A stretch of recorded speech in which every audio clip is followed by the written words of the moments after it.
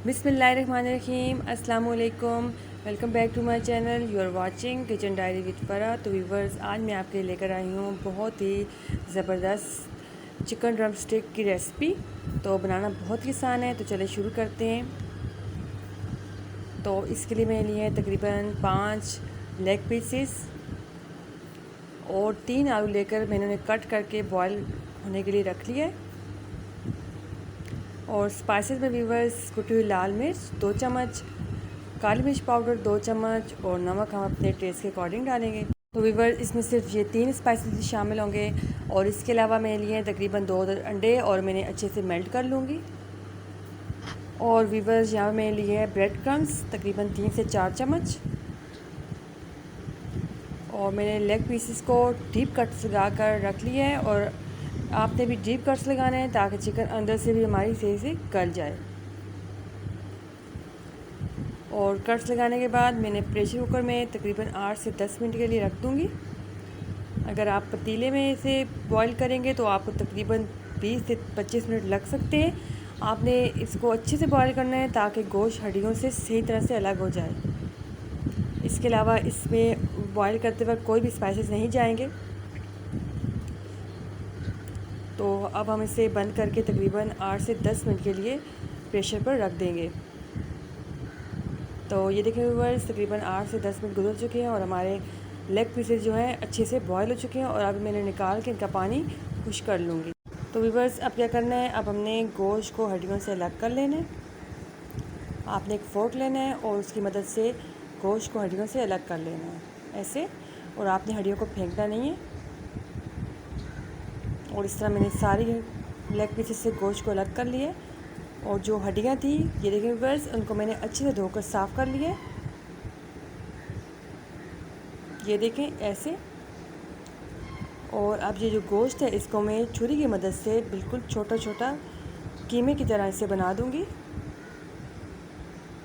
तो ये देखें, गोश्त को मैंने बिल्कुल बारीक कीमे जैसा बना दिया है।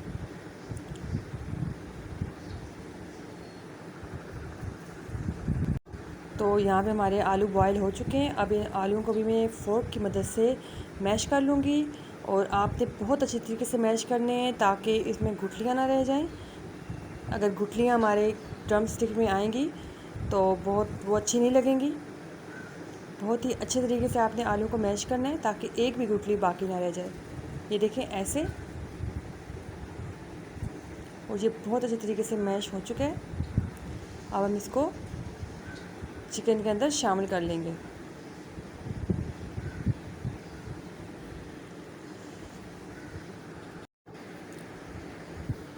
तो व्यूअर्स, अब हम इसमें शामिल करेंगे स्पाइसेस। नमक हम अपने टेस्ट के अकॉर्डिंग डालेंगे।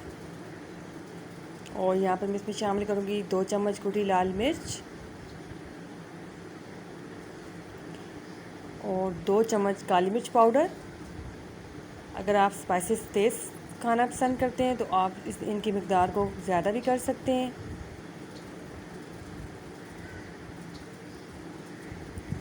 और ये सब चीज़ें शामिल करने के बाद मैं इसे अच्छे से मिक्स कर लूँगी।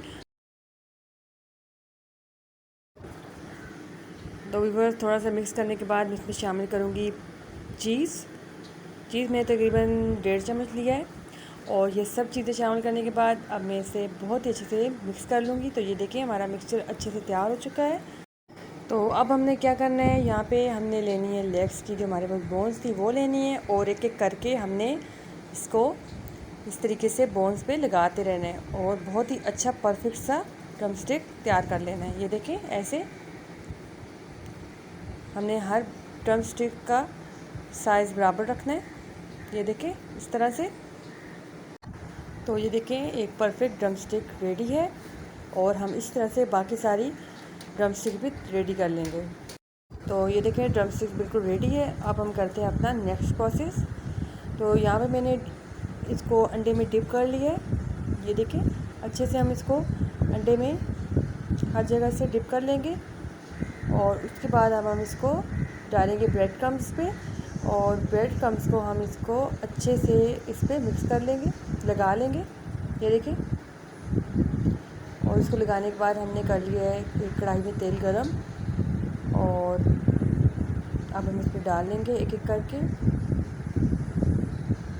ये देखिए इस तरह से आपने फ्लेम को स्लो रखना है। तो ये देखिए 2 से 3 मिनट लगते हैं इनको फ्राई होने में, ज़्यादा टाइम नहीं लेते ये। और बहुत अच्छा सा कलर आ चुका है। ये देखिए आपने फ्लेम को हाई नहीं करना है। ये देखिए माशाल्लाह से बहुत अच्छा सा कलर आया है। और अब हम एक एक करके सारे ड्रमस्टिक फ्राई कर लेंगे। मेरी आप तमाम देखने वाले से रिक्वेस्ट है कि मेरे चैनल को सब्सक्राइब करें, मेरी वीडियो को लाइक किया करें और प्लीज़ फुल वॉच किया करें। अब मैं इनको डिश आउट कर लूँगी। तो ये देखिए माशाल्लाह से हमारी चिकन ड्रमस्टिक एकदम रेडी है। बच्चे बहुत शौक़ से खाते हैं।